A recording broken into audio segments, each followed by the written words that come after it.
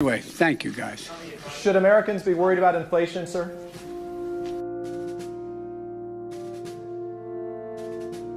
Well, I really doubt that we're going to see an inflationary cycle. And by the way, talking inflation, the overwhelming consensus is going to pop up a little bit and then go back down. I don't know anybody, including Larry Summers, who's a friend of mine, who's worried about inflation.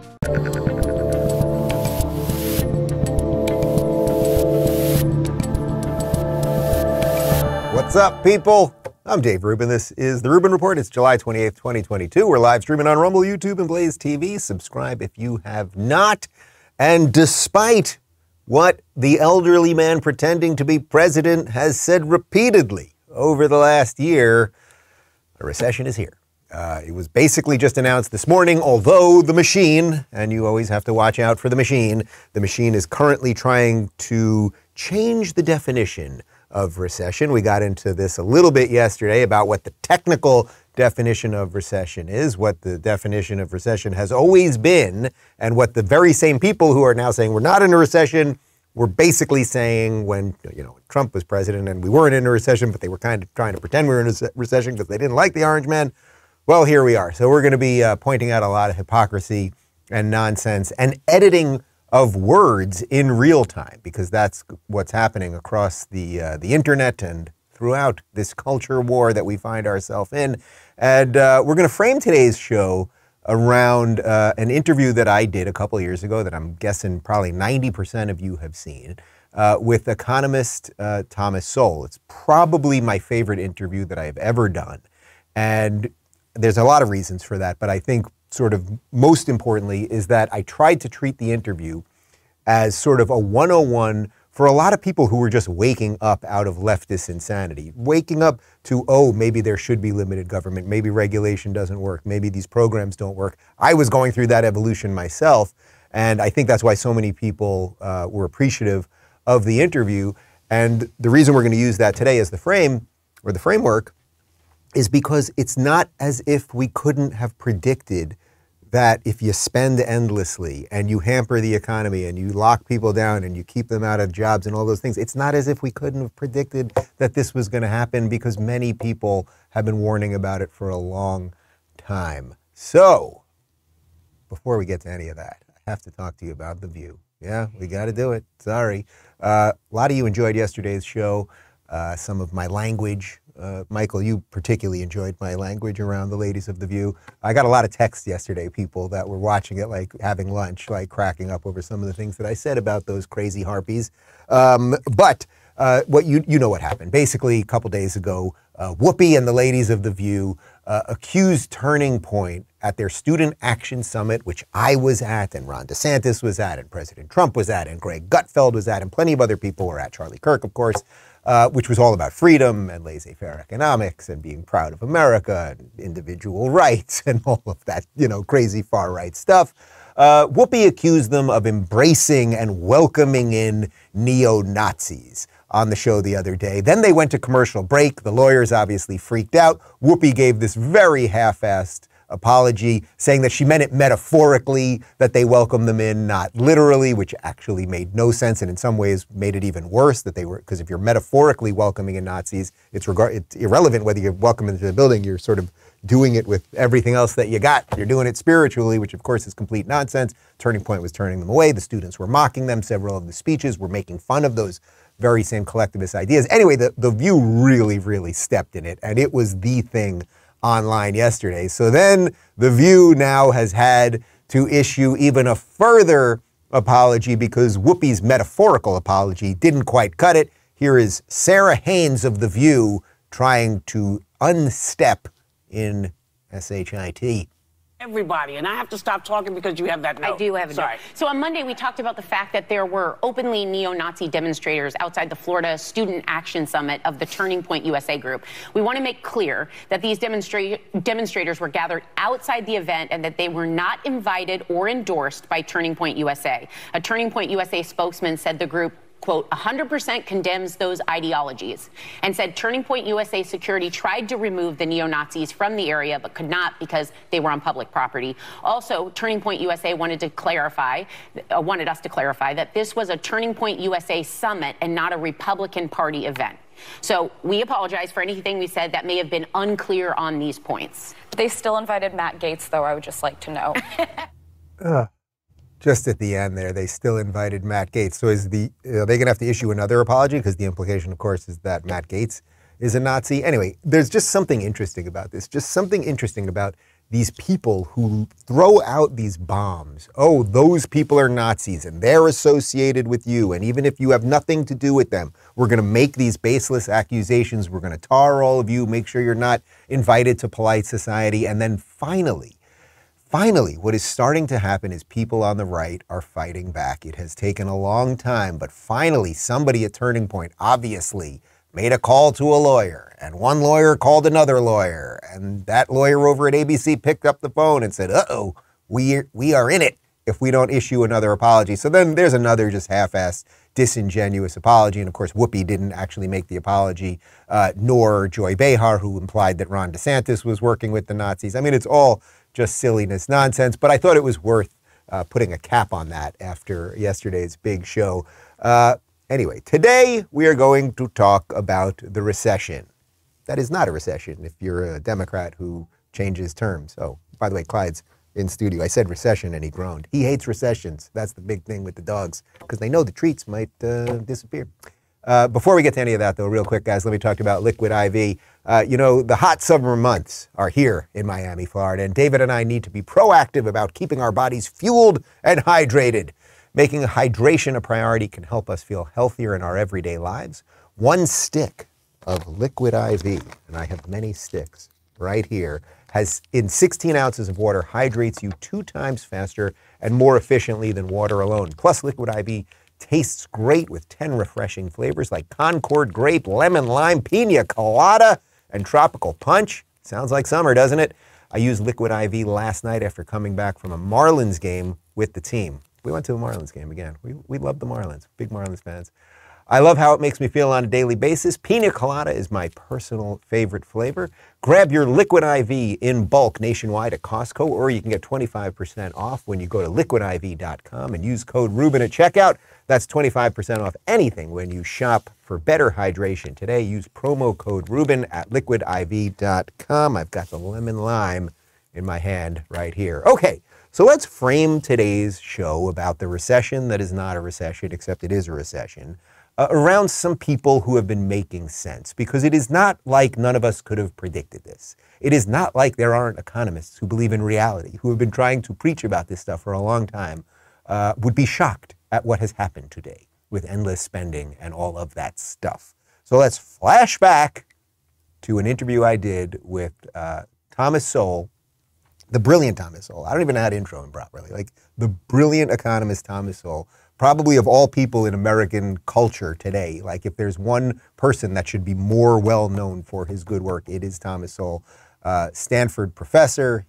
He is author of probably 20 or 25 books. I mean, there's just nothing you can say about the guy because you can say everything about him. This is Thomas Sowell on the Rubin Report discussing the U.S. government's perverse incentive with macroeconomics and why the endless spending and all that stuff kind of doesn't work. This is about 4 years ago. Take a look.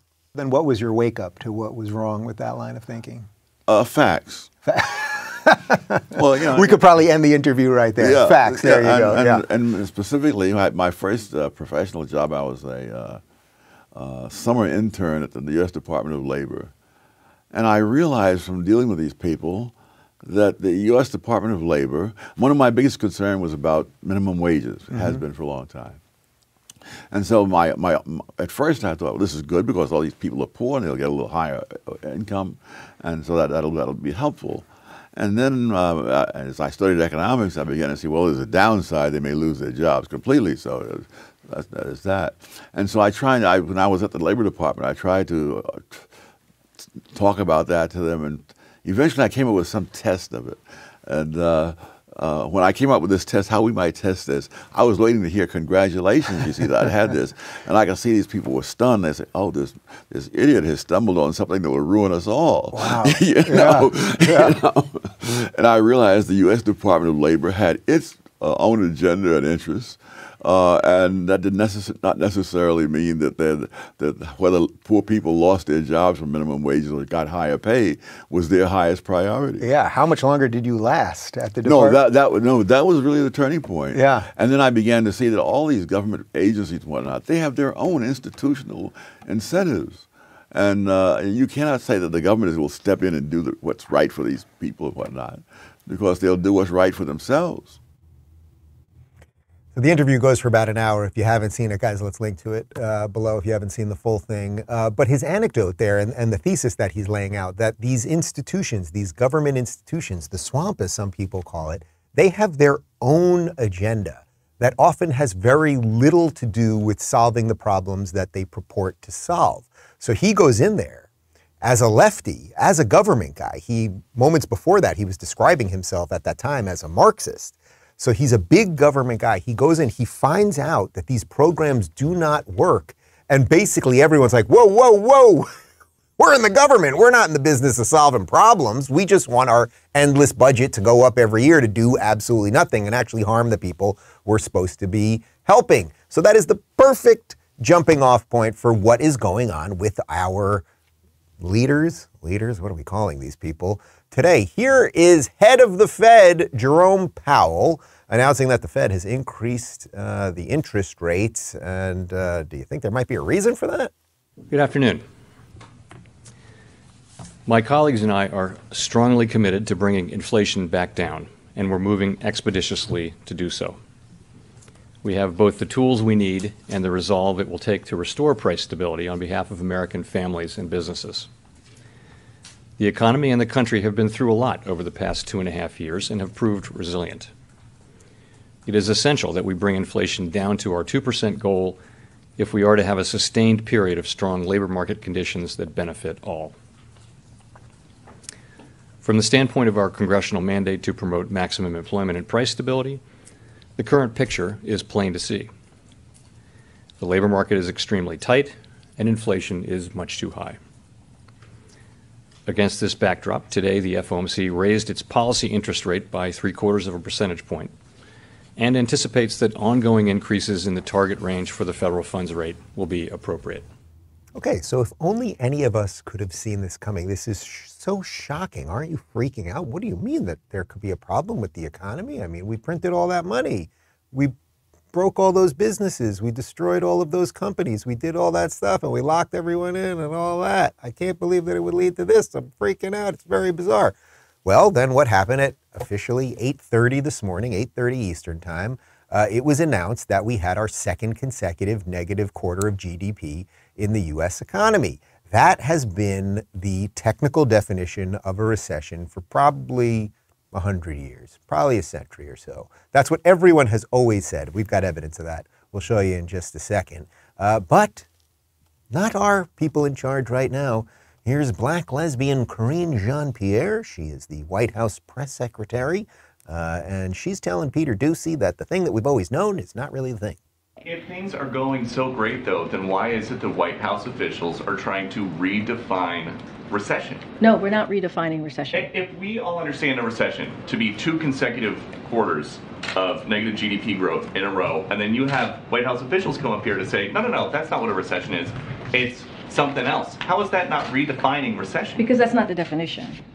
That is not the definition. Brian Deese said in 2008, of course, economists have a technical definition, which is of a recession, which is 2 consecutive quarters of negative growth. I can tell you this. Yesterday he said 2 negative quarters of GDP growth is not the technical definition of a recession. It is what not. changed? It is not. Why did he say that it is not? I can speak to to what he said yesterday in front of all of you, which is the last thing that you just repeated. There are many factors. There are many factors, economic factors and indicators to consider, and I will say that the textbook definition of recession is not 2 negative quarters of GDP. Okay, so you know, she just lies. Like, they're so in the lies, it's all they can do. She never actually, we watched the full clip, she never actually explains then, if it's not the common definition of 2 consecutive quarters of the GDP shrinking, that if that's not the definition of recession, what it is. But what's interesting that Peter Doocy, who is just fantastic, I mean, he really, out of all the people in the White House press corps, he's just doing a great job for Fox, and he's really the only one asking these direct questions.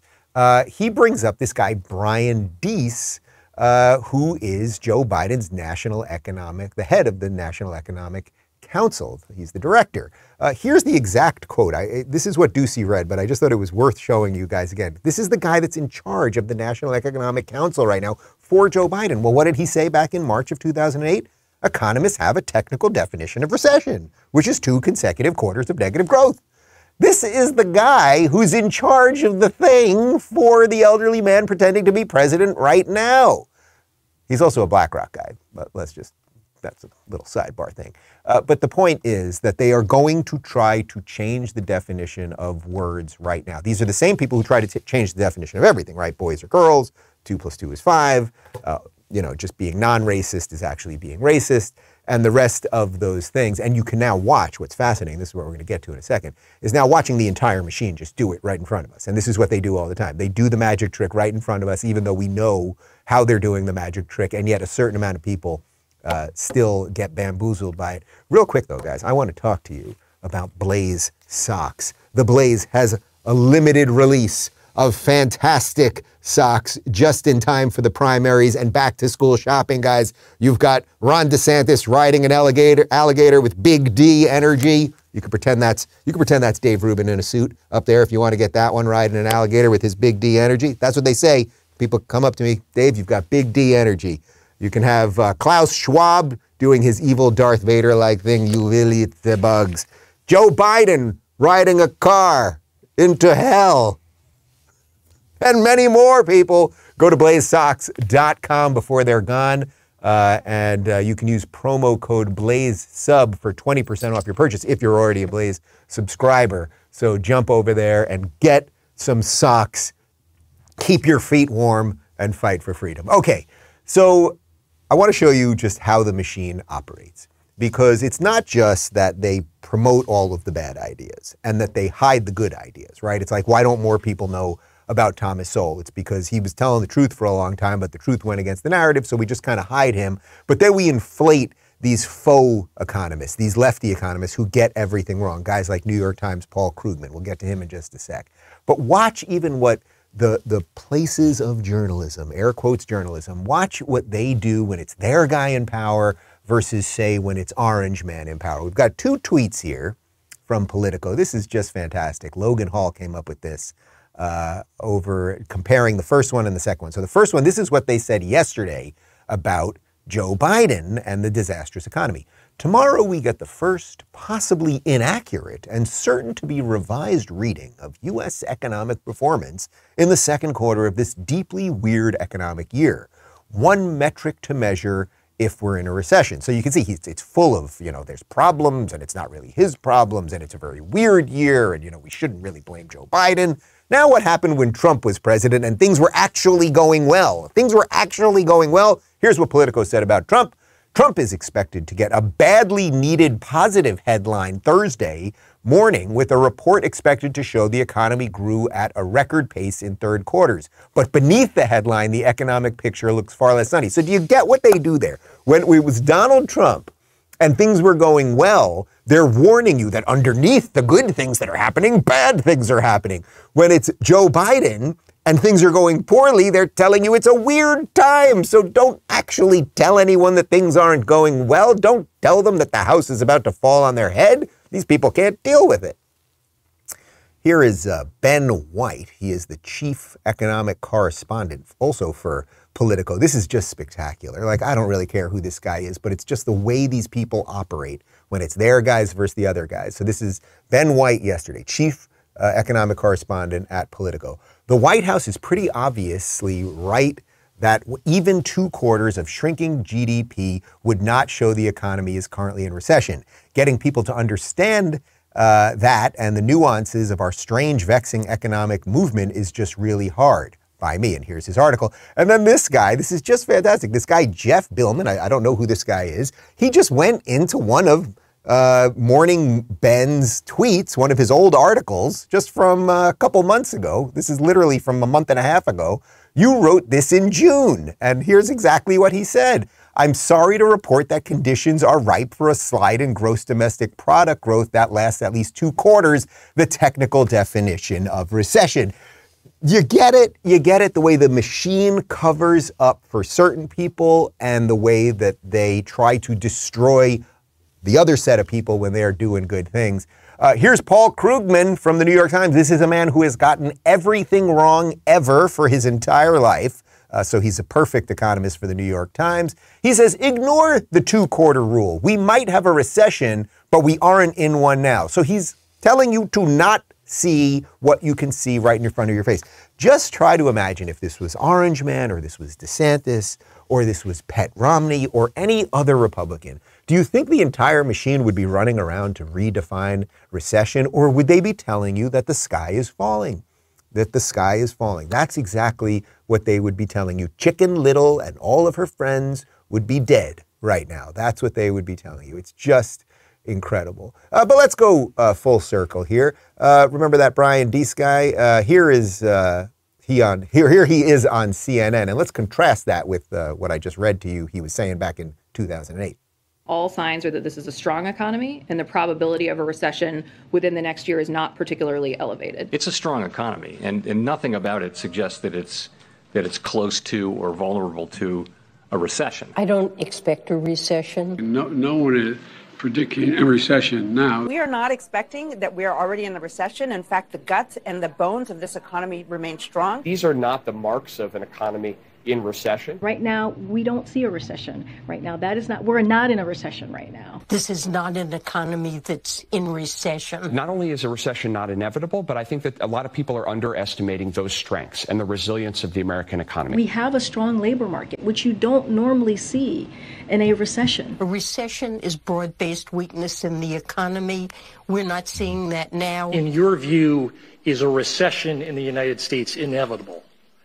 No. Typically, economists date a recession as being at least 2 quarters of negative growth and other factors, which we have not seen at all. The idea that 2 quarters of negative GDP growth is a technical definition of a recession is wrong. A common definition of recession is 2 negative quarters of GDP growth. 2 quarters of negative growth in a row, that's a recession. Right, and certainly in terms of the technical definition, it's not a recession. The technical definition considers a much broader spectrum. Okay, so that was obviously a compilation of a bunch of the people that are in this clown car contradicting themselves, redefining words and everything else. That was Brian Deese right at the end there. The same guy who gave us the technical definition, now saying it's not quite the technical definition. Let's not forget there's also Janet Yellen. She has hope that all hell isn't breaking loose. I mean, these are just completely incompetent buffoons, but you guys know I like that silver lining thing. People are waking up to it, and they're waking up to it bigly, as a certain orange man used to say, and we'll get to that in a second. Let me talk to you about Nugenics real quick. Do you want more energy to counter the negative effects of aging? Nugenics Total T Testosterone Booster with Testofen will help you turn back the clock, re-energize your workouts, and get you better results at the gym, and help you look and feel like the man you really want to be. Nugenics Total T contains man-boosting key ingredients like Testofen. It has been validated in 5 clinical studies shown to boost free testosterone levels in men. Because Nugenics Total T boosts free testosterone that the aging process robs, you'll feel stronger, leaner, with more energy and drive and more passion too. Your partner will notice the difference. While every product professes quality, many other products use generic ingredients that are often far less than clinical grade. With Nugenics Total T, you get the same clinical potency levels used in the trials, and Nugenics formulation is backed by 10 years of science and research. Nugenics Total T is the #1 selling testosterone booster at GNC, and you can get a complimentary bottle of Nugenics Total T when you text Rubin to 231-231. Text now and get a bottle of Nugenics Thermo, their most powerful fat incinerator ever, with key ingredients to help you get back into shape absolutely free. Text Rubin to 231-231. Text Rubin to 231-231. And now back to me. All right. So this is not going well for Joe Biden. And in that compilation we just showed you, they said, are we going into a recession? And while everyone else said a whole bunch of things, Joe just said no. Except the truth is, yes, we are in one. That's just how it is. This is just spectacular. So we found, this is a throwback to the 2016 debate. Well, it was the 2016 election, so this is technically in 2015. The debate between Joseph R. Biden and Donald J. Trump. And, well, take a look. If you're a middle-class family, you're getting hurt badly right now. You're sitting at the kitchen table this morning deciding, well, we can't get new tires, they're bald, because we have to wait another month or so. To talk about North Korea. I do want to turn to 10 seconds, Mr. President. That's 10 seconds. That's a typical political statement. Let's get off this China thing. And then he looks, the family, around the table, everything. Just a typical politician when I see that. Let's talk about I'm North not a typical Korea politician. Okay, that's why I got elected. Come on, Joe, you can do better. We're going to talk about... I grew up in a family where when the price of gasoline went up at the pump, it was a conversation at the kitchen table with my dad. Where prices went up for things that were daily requirements, like the gallon of gasoline. It became a discussion at the kitchen table. It mattered. You felt it. It was a discussion at the kitchen table. You felt it. It was a discussion at the kitchen table. On the kitchen table and around your kitchen table. On our kitchen table, felt at the kitchen table, around the kitchen table, and around our kitchen tables. Around the kitchen table in the morning. Feel it in your own lives, around the kitchen table. Talk about around your kitchen table. And I learned that at the kitchen table in Scranton. My dad used to say, at the end of the day, it's just when you sit at that table, do you have enough money to pay for everything you need? So isn't that just such a perfect explanation of what Thomas Sowell said at the top of the show, that these people have an agenda. They say certain things. We're here to help the little guy. We want to help minorities, et cetera, et cetera. We want people around the kitchen table to know that they're going to have food and all that. But it's their policies that take food off the kitchen table, that put more people into unemployment and hurt the bank statements and make you look when you get your check and you go, boy, I just gave that much more to the government and I got nothing for that money. So if he cared about any of these people, if he had paid attention perhaps at the kitchen table to some other things that he could have been reading or listening to or watching, maybe we'd be in better shape, but we ain't, and people get it. CNN now cannot hide it anymore. We've been showing you a bunch of these over the last couple weeks. The people do not like Joe Biden. Tonight, 75%, the vast majority of Democrats, 3 out of 4, don't want Biden to be their nominee in 2024. That is according to a new CNN poll. Out front now, David Axelrod, former senior advisor to President Obama. David, I heard that and sort of stopped in my tracks for a second. 3/4 of Democrats don't want the incumbent president to run again. How worried should Biden be right now about that? Well, I mean, obviously, this is a very unhappy bit of data for him, and I'm sure, it is concerning. Look, you got to remember, CNN does not want to run these things, right? They want to run cover for him. The last thing they want is a faltering, stammering, disastrous Joe Biden and a collapsing economy, which then could lead to the return of Donald Trump or to Ron DeSantis or any Republican or a red wave in the midterms, et cetera, et cetera. It's funny how they operate, of course. That guy, David Axelrod there, he was an Obama senior aide, right? So it's like you're bringing on an Obama senior aide. Who was Obama's VP? Yeah, that was Joe Biden. So it's like you're already having like the insidious nature of all of this. This is exactly what the swamp is. You bring on a guy who kind of worked with the guy he's supposed to kind of criticize, but he also likes and doesn't want the other guy to win. It's just so awful. And I know you guys can see through it. It's easy enough. But it's not just that the average person, the average Democrat is just like, Biden just ain't up to the task. Now, even the tacos, as Dr. Jill Biden calls them, the breakfast tacos, the delicious. What kind of breakfast taco do you like? Quick, let's do it again. You love the carne asada, breakfast taco. Carne asada too? Breakfast taco. Bean burrito. You like a bean burrito? For Daphne. Steak, that is also carne asada. Okay, we got a lot of red meat eaters in here. The point is, the Democrats love their little breakfast tacos. They love thinking that they can give these people something, or that the Latino community, that the Hispanic community is just this monolith, that if you treat everyone the same, despite all the different countries they come from and all their different backgrounds and desires and all of those things, if we just pander to them in equal terms, we're going to keep getting these people to vote for us. And by the way, it has worked for a long time, but according to this new Quinnipiac poll, it ain't working much longer. Democrats losing a huge, classically reliable base with a Latino vote. A new Quinnipiac poll finding that President Biden's support among Hispanics is just 19% right now. Whoa. Woo! 19%. For the record, I like the fish taco. Generally a grilled mahi-mahi or grouper, but also, you know, if it's fried, it's all right in a fish taco. Here's Joe Biden's response.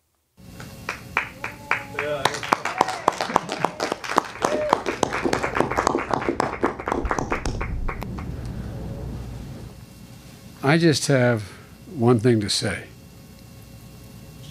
Hang on here. All right.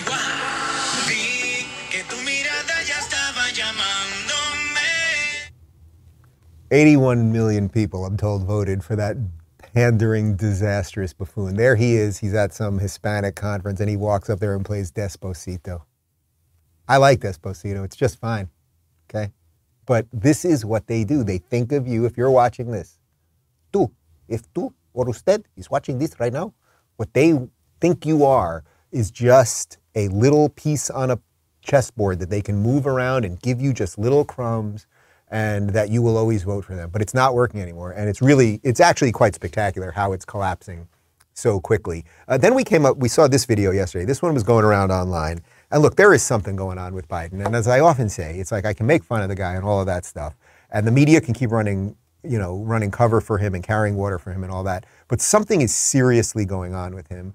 So somebody put together this compilation. What you're about to see here, it's about a 30-second video where they're going to go back and forth. This is Joe Biden on the same day. Both of these videos you're about to see are on the same day. Do you think something is going on with him? Note his face, his tone, eyes. Just watch this. This is two videos from the same day. Same day. You get the point? Same day. Same day. Folks, as we fight inflation, you can't be pro-insurrection and pro-cop. Bringing down gas prices is a big part of the job. You can't be pro-insurrection and pro-democracy. You can't be pro-insurrection and pro-American. And here's the good news. Gas prices have dropped every day this summer. That's more than 40 days in a row. Donald Trump lacked the courage to act. We now have 40,000 gas stations in the United States where the price of gas is $3.99 or less. The brave women and men in blue all across this nation should never forget that. I mean, if that doesn't freak you out, I don't know what will. Is he a synthetic humanoid that is breaking down? Like if he got a little too close to heat, it would melt and you'd see the Terminator robot beneath, the eyes that are like this, that he can't blink, the voice that's different. Like, what are they drugging him with? What is going on here? It is a conspiracy in front of all of our faces. I'm sorry. It just is. The conspiracy is the non-conspiracy, right? Because there is a conspiracy, but that's not even the interesting part. Like there is a conspiracy that they are drugging him and something's not right with him and a whole bunch of people know it. The conspiracy is that no one will talk about it, honestly. That's really what it is. But I still think like it really could take down all of these people who know it, from Dr. Jill to Kamala to everybody else. Like they're in dereliction of their duty, which is to defend the Constitution of the United States. And if the man in charge is losing his mind and cannot blink and doesn't know where he is or whatever else is going on there, then these people are just not very good at what they're supposed to do. But let's go full circle. Look, the point is that the guy in the administration and the Dems are losing. The agenda's not working. It's hurting Americans. We all know it. We all know it. And then we thought this would be interesting because we've obviously referenced Thomas Sowell today and that elderly man pretending to be president. He's always sort of been a buffoon. And in 1987, Thomas Sowell, who at the time was an economist at Stanford, he was doing a Senate hearing, and they were talking about racism, sort of systemic racism, before the phrase systemic racism was cool. Oh, this was during the Robert Bork hearings also. So this is during the Robert Bork hearings, and then it got sort of sidetracked by some stuff about racism. And listen to what a pandering buffoon Joe Biden is as he talks to one of the brightest economists in the country, who happens to be a black man. And listen to how just great Thomas Sowell is. It's just fantastic. How about literacy test? Was it judicial? I see no reason why people shouldn't be literate in order to vote. The question is, if you have a black who comes in with his degree from Harvard and the man behind the desk says, no, you're not literate, you can't vote, then this is what bothers me. People are talking about how judges should be sensitive to this particular group or that particular group. And if that means anything, if it means he's applying the law differently, that's precisely how blacks were held down for generations in the South. So by applying the law differently. Yeah, you get it. Thomas Sowell right there, then and there. This is almost 40 years ago. Just full-on assault on identity politics before we all fully knew what identity politics was, before we knew how it was going to leak into everything. And of course, Biden is somehow trying to make it seem that if he's for these literacy tests, that somehow Thomas Sowell is the racist there. So it's a clash of ideologies that's been going on for a really, really long time. But Biden's agenda, whether it was his agenda back in '87 to make it seem like Thomas Sowell is a racist, or whether it was his economic agenda right now, which is clearly destroying the economy, and my personal belief is that it's intentional, it just ain't working, and a lot of people are waking up to it. So I want to finish up with a little more Thomas Sowell here, because I thought this was interesting. I asked him about my awakening and what people need to do today. So I think a lot of people watching this, and I know because I've been so open about my own sort of awakening, are going through this right now. They're realizing that the things that they've been taught for so long are not the truth and are not based in fact. When that happened to you and you started telling other people, not just the people you were working with, be it family or friends, what kind of pushback did you get? Because it was sort of radical ideas in a way that you were talking about then. Well, I didn't feel any need to do a lot of proselytizing.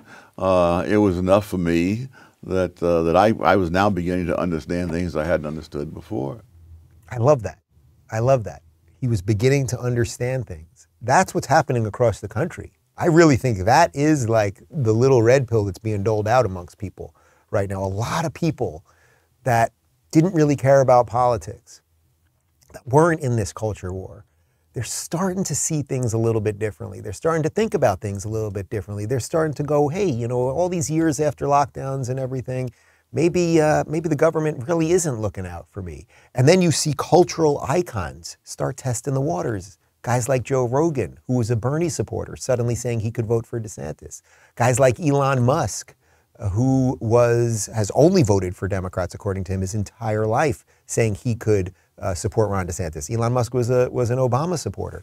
So I think the evolution that many of you probably did a couple of years ago, or maybe you did it alongside me, or maybe you're new to it, I think that is now being exported across the country. And Thomas Sowell's words there of like, yeah, I just kind of knew what it was. I didn't need to proselytize about it. I just needed to think clearly about things, and then the rest kind of fell back into place. It makes a lot of sense. And speaking of make sense, let me throw you one more clip from that interview with Sowell, because there is a way to get this country back on track, ladies and gentlemen.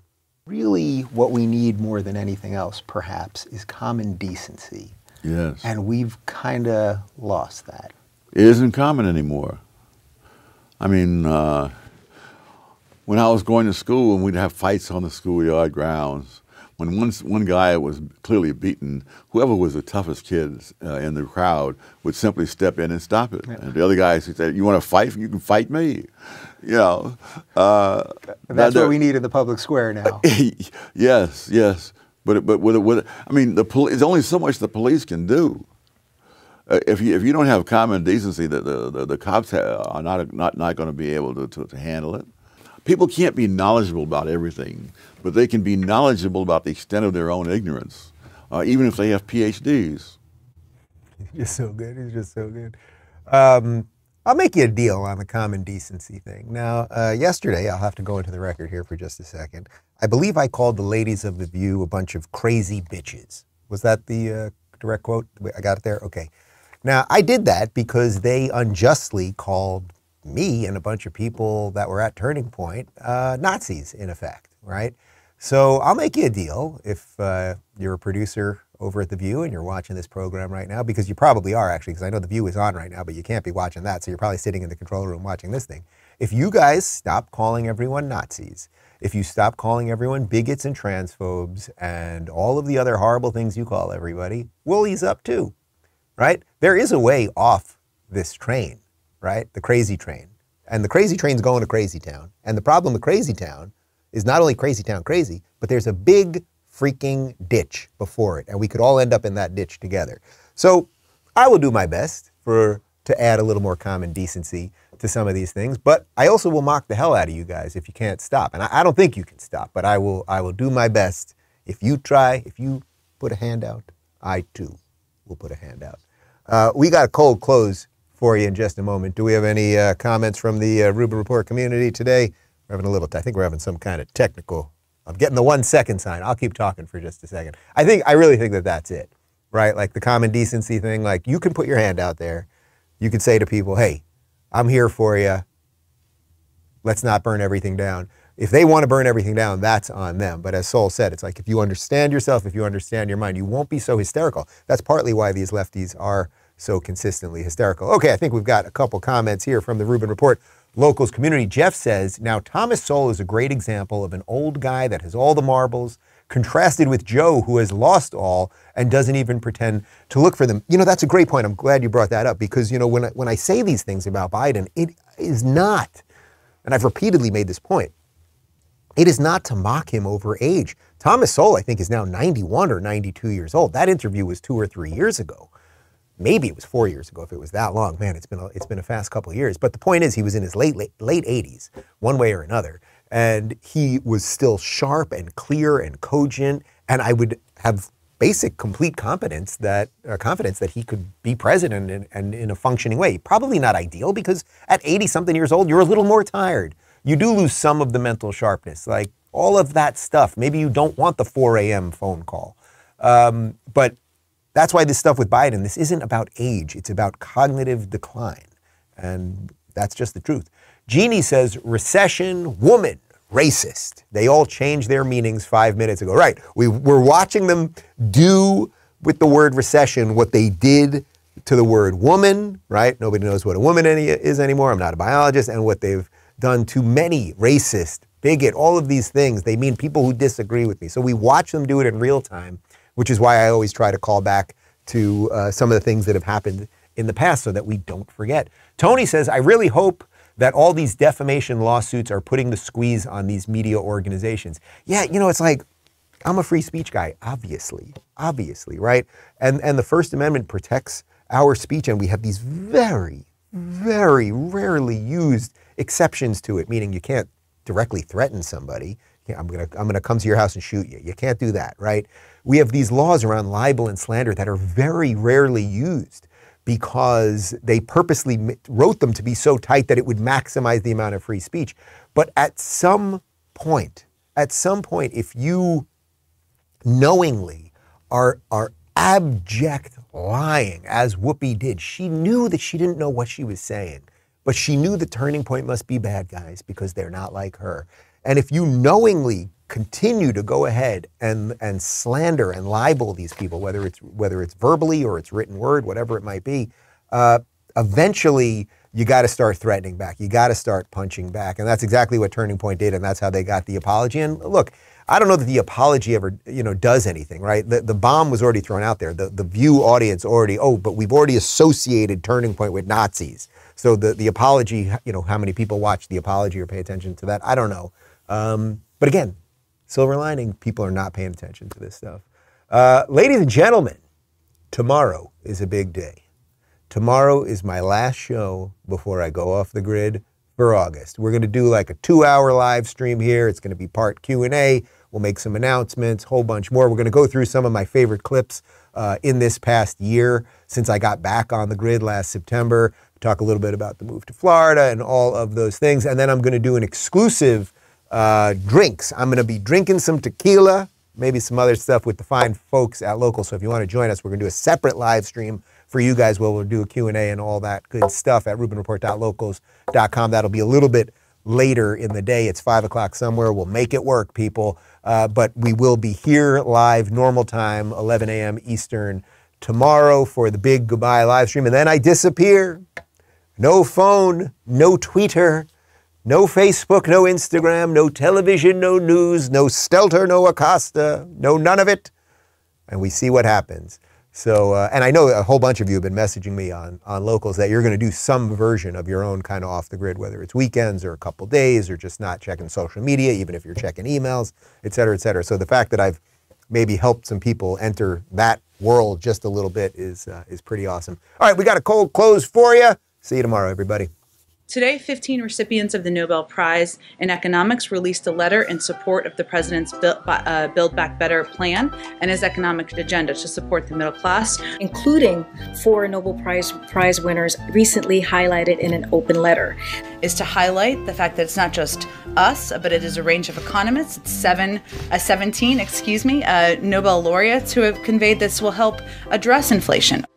13 14 Nobel laureates in economics said it'll actually bring down the cost. It will reduce the deficit, and it will totally paid for, and it's going to reduce inflation. I don't know if it's been handed out today, but by the way, 15 Nobel laureates in economics released a letter yesterday. 17 Nobel Prize winners in economics have said, spontaneously wrote together, and 14 Nobel laureates in economics wrote to me telling me that it will also diminish the impact of inflation.